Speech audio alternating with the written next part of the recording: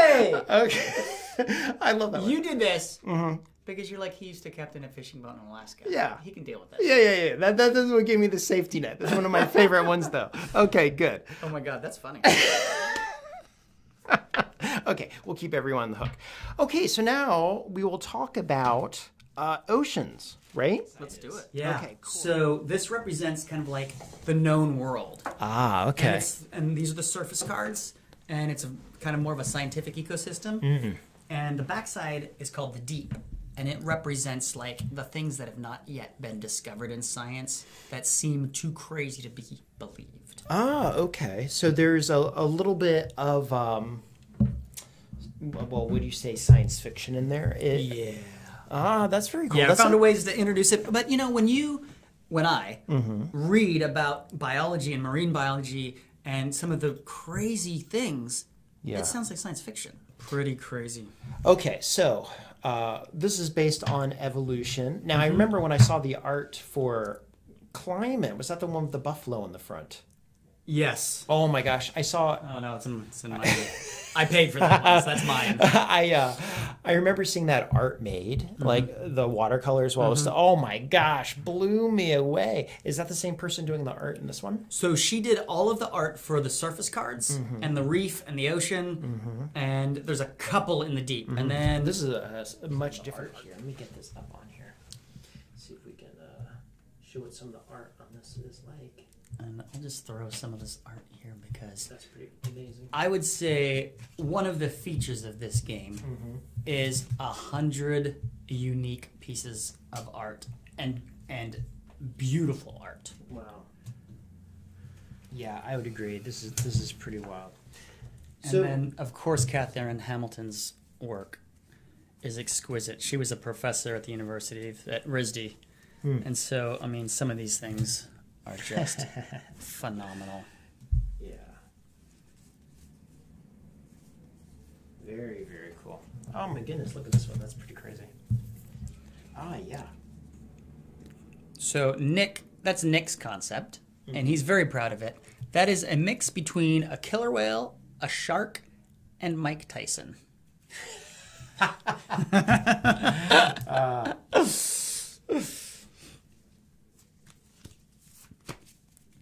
Now, as far as That's the last one. I mean, it just goes on and on and on. I mean, there are over 100 unique pieces of art in this game. wow, very cool. And the pieces here, let me just show people up close. You just have a lot of wooden fish in here, it looks like. And does it matter that it's mixed in Nope, this? it's supposed to look like a cool reef. This will go into the reef. The wooden fish are upgrades. It actually will probably be acrylic. So the normal boxed game is going to just have cardboard fish. Just Why don't you go ahead and tell us how this plays, and then maybe you could even base it off of previous experience. Like, for example, does this mix in with the others? Is it its own game, or? It's its own game. This is the next standalone game in the Evolution series. Okay. The reason we call it the Evolution series is because there's something very distinctive about it. What other people have, I'm going to go and say a little bit what other people have done when they deal with like evolution. Okay. They either approach it from a wargamer point of view, and that has area control, and you control an area, and that's not how evolution works. Okay. In evolution, there are ecosystems and lots of little niches, and as the ecosystem changes, what was doing well and thriving will stop doing well, and there's a lot of fluctuations within an ecosystem. Another way that it gets approached is basically with a tech tree. So it's really simulating the civilization games. Interesting. Where one thing is better than the next, and better than the next, and better than the next. There are some things like that in evolution, like eyes and whatever, but there are no species that are better. Intrinsically. Humans clearly are dominating the planet right now, though I'm not sure if we're beating out cockroaches. But we've only been around an extremely short period of time.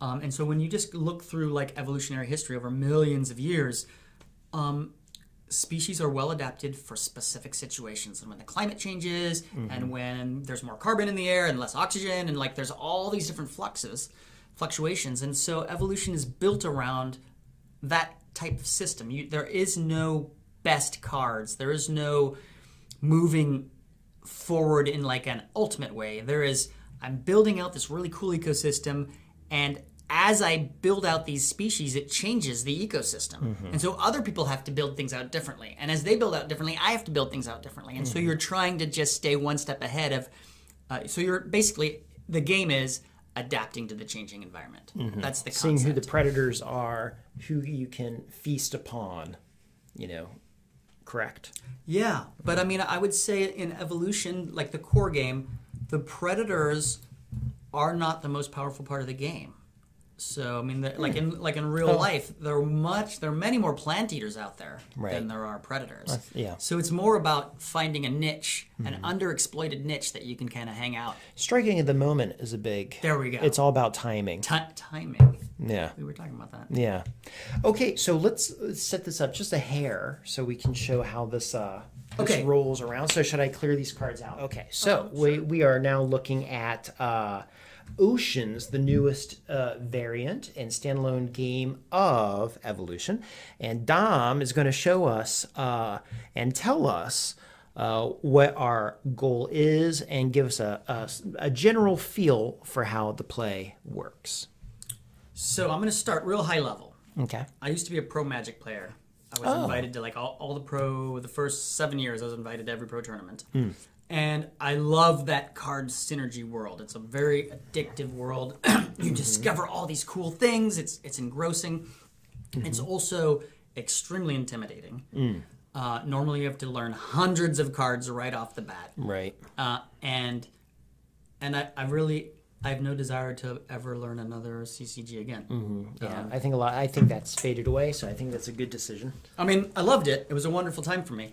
So this is trying to give that experience to just normal board gamers now. Got it. And so we've done some really, really cool things, which I'm excited about. Okay. This deck here are the surface cards. Okay. There's only 12 traits. Now, surface is in creatures that live in the upper part of the ocean. Yeah. Okay. And so it's what you would typically consider like just marine biology, because we really just know about what exists on the surface. Sure, like the Mike Tyson fish. Exactly. Yeah, got it. So that, and the game is perfectly playable with just those 12 traits. Okay. In fact, it's a really tight two-player game with just those 12 traits. And so there's a familiar, you can quickly become familiar with the game. And what is the player count? It's tight with 2 up to 2 to 6. Oh, okay. 2 to 6, yeah. Good. And so that gives you that easy learning familiarity. And then there's the deep, which you don't have to play with. Okay. But I advise you That's to. really interesting. Okay, so is this considered like the advanced element or just more complexity? Not in today's environment. Oh, okay. If you're playing with your mom, yeah. Okay. But in today's environment, this is going to be like a mid-weight Euro. Okay. A mid-weight Euro with a little bit of a heavy feel to it. Okay. What the deep does is it drives that long-term sense of discovery and wonder. Because every one of these traits is unique. Okay. And you're not going to see very many traits of these during the game. Oh. Okay. So, and these are power cards. I see. So then, slowly introduced into the game are these power cards. And that gives you the chance to learn one card at a time as it comes into play and impacts the environment. So, and you have a huge stack here, so you have a lot of variety, a lot of long-term replay value. And are they laid out like this in a market? Yeah. Is that what happens? So this is called the gene pool. Okay. And you can either draw 3 cards, and you can only draw 1 a turn. You can either draw 3 cards, choose one so it's hidden, and then cover 2 cards. Or you can draw a face-up So card. you're always changing the market. So on a turn, how does a turn play out in this game? All right. So on your turn, you're going to have a hand of cards. You're going to play 1 card. Okay. And not to cut you off, but let me back up just a hair. Yeah. The long-term goal of the game, when does the game end? What are we aiming for? The game ends as soon as someone has to use one of these reserve fish. Okay. So these are population. Okay. Your goal is for your populations to thrive. Okay. Okay, and the way you do this is not by focusing on one species, it's by focusing on the whole ecosystem, what your opponents are doing. Got it. You have to make a whole ecosystem and not have to... This triggers the end game. As soon as that fish is... one of these fish are taken, that is the last turn of the game. I got it. So, and your score will be how many of these population you have in your score bag and how many you have left on the table. Got it. Okay. So on your turn, you're going to play one trait, and basically the thing you're going to do is you're going to play it on a species. Okay. And so you'll have a hand of cards, you'll choose one, and now this modifies this species. So this species now is a bottom feeder, Okay. and anytime there's an arrow here, anytime a species is attacked that's next to it, it gets 2 food. So it Got just it. eats. And I'm gonna, just so it's easier on the let's do it camera, on the other side. I'll do it right here. Boom. Cool. Okay. Yeah. So and it's bottom feeder because it literally says bottom feeder. Yeah. Okay. Excellent. So when you create a new species, you get 1 free population. So you play 1 trait, then you feed 1 species. And there would be some food in the reef here, which we haven't yet, for setup, haven't yet done. There's no other species in play, so I can't attack another species. So I would just go here, I would feed 1. That's my feeding. Right.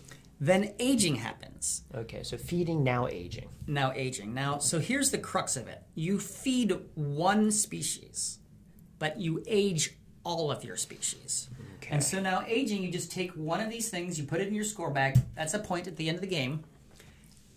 Any of your species that have 0 population at this point go extinct. Okay. So there's this constant pressure of time. There's also the constant pressure of other species, other players, being able to attack your species. So this is, in evolution, a lot of people did not like the aggressiveness. And what can happen in evolution is it's kind of a winner takes all. If you get attacked badly, you can really get hurt. Sure. In this game, it's not punitive at all. Beginning, is that the one that kind of lightened the attacking? Yeah. Right? Yeah. Made it less punitive. And this takes the same core structure of the beginning and just makes it a more full game. Does this ocean split the difference between beginning and traditional evolution? No, because it does it in a different way. Okay. I Just different. Not- Different. It's much easier to learn. It's a very simple learning system. Oh, fantastic. I mean that's been a long-term goal of mine is how do I make a game that's fun and engaging and immersive, Right. but actually easy to teach. Well, you spend so much time at night trying to polish it. And the day. And the day. It looks like it's paying off. Okay, so you pull 1 card. Now, when you start the game, how many cards are in your hand? So you have 6 cards in your hand, Okay. and they're all surface cards. Got it. They start as this. Okay, and then you play 1. Play 1. Yep. Then you feed 1 species. Then they all age. Anything that has 0 population just goes extinct. Yep. Then you can draw 1 deep card, and you can either draw a face-up card or 3 face-down. So this is optional. This is optional. Okay. Then you discard as many surface cards as you want and draw back up until you have 6 cards in your hand. Got it. So these can start cacking up your hand. Because these have a cost. You have to pay. These are power cards. And you actually have to pay that number down there of population from your score bag in order to get it into play. So there's a real yin and yang of it. Yeah. I see. So now, and these give you the power. So what you're really trying to do is you're going into the deep as a long-term goal, because you're kind of taking the bet that this is going to pay off as a power card on your species moving forward. Whereas these are Free, basically. yeah, and these are basically just straight traditional play, having the population, feeding it. This is more of the these are literally the evolution cards like you would get in, like King of Tokyo or something like that. You get the powers in a way, right? Exactly. Yeah. Yeah. And these are slightly overpowered. I mean, some of them are very overpowered. So there's a real kind of a fun sense of like, boom, this sucker hits the ground and it changes the environment. Wow. And one thing that was really nice on the design side is because there's only 12 traits there. There's a consistency to the ecosystem that we can count on, so we can make cards in here that know what the environment's going to be like. If we just had 100 unique cards, it would just be kind of chaotic. And you wouldn't know, like, so you could just draw useless cards, or like it would just be very sporadic. Right. But we've given it like a really consistent, solid backbone. Okay. Like I would say, competitive level backbone.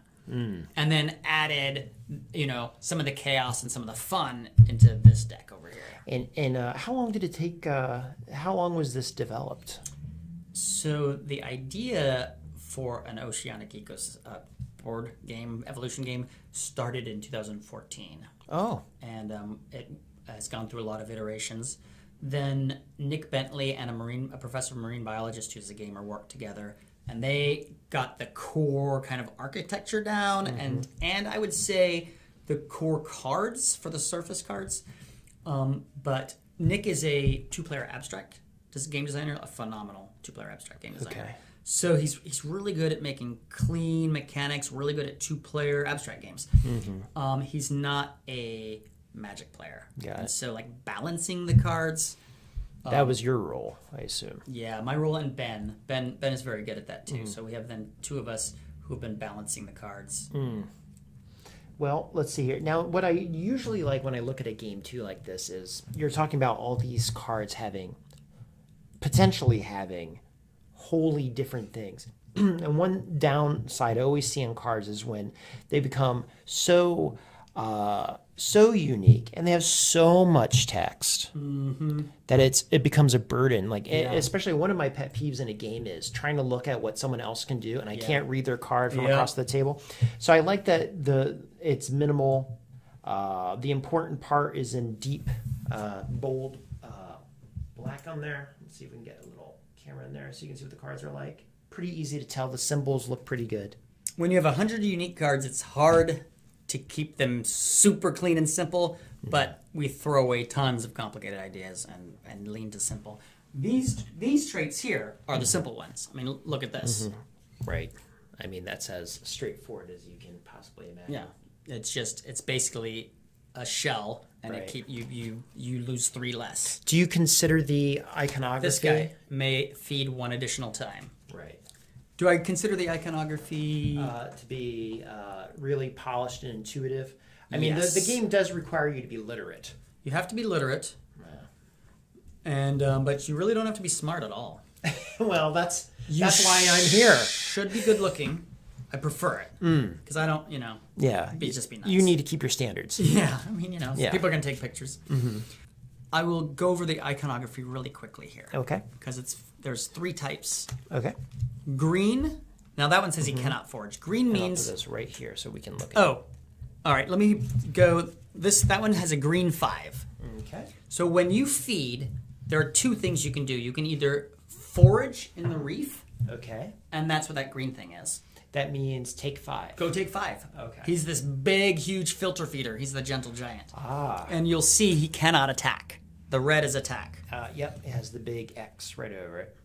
There's the apex predator. And what does this mean, the 6 in this corner?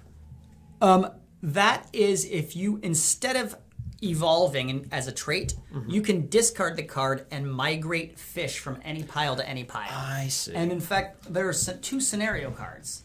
And when all the fish are gone from this ocean pile, that will trigger. That will become active. And these are every game they change. Every game they change, and they're designed to be quite impactful. And so explain to me what they're saying and what the impact is on those. Okay. So those 2 diamonds will be smaller. We're still finessing things. That just means this is an expert level card.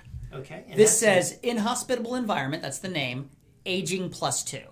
So at the end of your turn, instead of aging one population, you're going to age an extra 2. So you'll age 3. So every one of your species loses 3 population, they get bagged, and you're trying to keep all these species alive. So it's very impactful. So, one basic strategy is lots of species gaining and interacting and lots of synergies. And another strategy is like a few species that take big amounts of food. Well, this is going to kill one of those strategies or make it a lot more difficult. And this one here? Okay, so green is going into the reef. The red one, where's that little apex? Is that in view? Yeah, that's great. Red is attack another species. So every species board is basically a food source. I'm going to go into a little science on you here. Okay, please. The bottom of the food chain in the oceanic ecosystem is plankton, phytoplankton. All right, and every other species in the whole ecosystem is a carnivore. fish just eat the next fish, eat the next fish, all the way up to the apex predator. With the exception of larger than the apex predator are filter feeders. And they're these big, huge whales, and they're like gentle giants. So every one of these species, except for the filter feeder, can either forage these fish in the reef or can attack other species. So like there's lots of food sources, and you're trying to protect your food stores and maximize you basically want your population to be going up every round. The final icon is the blue icon. Okay. And the blue icon... And this one right there. Yep. Takes food from the ocean. There'll be like a blue icon on the ocean here. There'll be a green icon around the reef. Okay. And you'll just have to remember that the species or the red icon. Okay. It's pretty easy to remember because red feels very aggressive. Yeah. Okay, so yeah, the color coding's a good idea too. The red, the green, go, stop, all that good stuff. And now, what is okay, so you need to keep the fish in here so this does not trigger. And so essentially this is emptying out, and then that is when you... And as soon as some player takes one of these, any player, that's the last round of the game. Got it. There's a little bit of bonus scoring at the end, and then you just add up your population throughout the whole game. Because you've been scoring some into your bag, and then you have whatever's left. So it's basically just how much did you thrive over the course of the game. What's the gameplay time? So it depends on the player count. Experienced 2 players are taking 30 minutes, 35 minutes. Inexperienced up to an hour, but that's pretty rare. I'd say so we've logged thousands of games now because we have a whole bunch of playtesters. The average 2-player game is 48 minutes. The average 3-player game is around an hour. Okay. Oh, that's great. And the average 6-player game is more than an hour and a half. So I'd say it's an hour and a half for like 5 and 6-player games. Some appropriately. It's not. And do you feel like it really keeps going? You know, some games you'll play and there'll be so much downtime. You know, somebody starts checking their cell phone or something. This one is engaged because really your turn it requires looking at everyone else anyway. You know, so everyone stays engaged the whole time. And I don't think an hour and a half is that long. What would you say the prime number is for this game? So I love the 2-player game a lot. I think it's a phenomenal 2-player game. And then I would say 2 to 4. I love the 4-player game too. For me, because I have a little bit of the ADD, 5 and 6 can just take a little bit long for me. Yeah. But we've done these huge polls and we've asked, how many players should it be? And it's 5.6 is what hundreds and hundreds of people have told us. So they either say 5 or they say 6. And that's just... There's some expectations you have to have with a 6-player game no matter what. You know, it's not going to be a gentle little walk through the park. Okay, well, I'll tell you what, in your series, is this how's this rank as your most proud work? It is my most ambitious work ever. Yeah. By a long shot. And what makes it the most ambitious? 100 unique cards. That is pretty ambitious. It's crazy ambitious.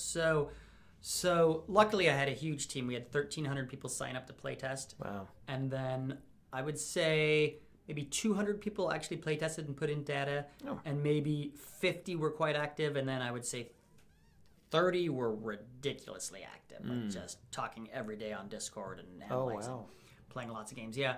So, I mean, the interaction of this card with this card when there's this card over here. And then it's just like, well, what do we do with this scenario card? And it's like, oh, okay. And so you try to collate all these rough spots. And then you try to juggle, because there's 25 scenario cards too, which is breaking the whole rules of the game. And you try to figure out, how do I word it so it solves all these problems? Okay, let's throw that out. It's causing too many problems. It's really great that you've invested that time. You know, I really don't think there's that many games I can say where I've heard somebody putting in that much time to work it out. So that's really cool. When is this available? This goes on Kickstarter in a week. Oh, from today. Wow, fast. Okay, cool. Yeah. Well, I wish. And then it'll be on Kickstarter probably for a month. Okay. And then I would say in stores sometime after Gen Con. Well, after it sells, it's 10 million copies. 10 million, yeah. After it sells its 10 million copies, I'm burning it. Okay. And I'm never printing it again. It's just, that's it. So Yeah. so get in it early, because after 10 million, it's done. Are there any stretch goal surprises? Lots. Cool. So, Save them as surprises. well, I mean, I can't. I'm not good with surprises. All right, tell us one. Well, with a deck of unique cards, it's pretty easy to just be like, oh, here's another one. Add it in. Oh, here's one. Add it in. The promo cards are all going to be foil. Oh, wow. Because I want it to be really obvious from across the table that that's a promo. Yeah. Because the promo cards are, I don't want to say they're not as good. They are more, people either love it or hate it. Yeah. So either they're more aggressive or they're more complicated. But some people just love, like we have some crazy cool complicated ones, and they're really really fun. But then if you're more of a casual player, It's nice to be able to see You're them like- so instantly pull them out of the deck. yeah, you're too. like, It's I don't not want to play foil. with that one. Right. That one's just no, it just breaks my head. Well, this one looks pretty darn cool, man. The climate one looked pretty darn impressive. But this one, I love this idea. You know, the optional part that you go for. You know, because I think when I played the other ones, you know, everyone was okay. We have the system, like all games, you have the system, but the idea that you now have this market of game changers that you can or can. And I assume these also might bite you if you don't. You know, I'm investing 3 points to get the card, but maybe that'll come back and shoot me. It could late in the game, but they're usually pretty worth it. They're priced they're priced pretty good. Okay. But some of these can bite you, like this one. Cannot forage. May attack one additional time. Population from each attack after the first goes directly into your score bag. Well, one time I played that sucker thinking it was like the greatest thing in the world, and it normally is. But when you have like aging +2, so you're losing 3, if your first attack you don't get 3, then your next attack goes right into your bag, and then he dies. And so people start attacking him to put pressure on him. And you're like, he's my power card, and you guys wrecked me. That timing again. All right, very cool. Anything else to say about it? No. I love it. Yeah, well, it looks good. Congratulations Thank you. on a great product here. Really appreciate it. Come back anytime you want to. Please cover consider cool it, stuff. especially since you're a neighbor. Yeah. You know what? Tomorrow, if you want, you can come and cover my next game that's coming out in 2020. Oh, what's that? It's done. Oh, yeah. We work at, we're trying to get ahead of the curve. Yeah, well, I would totally. And then next time I'll use the good camera. Oh, yeah. Why did we use the bad camera? It's just I thought it felt more personal, but what do I know? Okay, cool. Thank you, Dom. Sure. Awesome.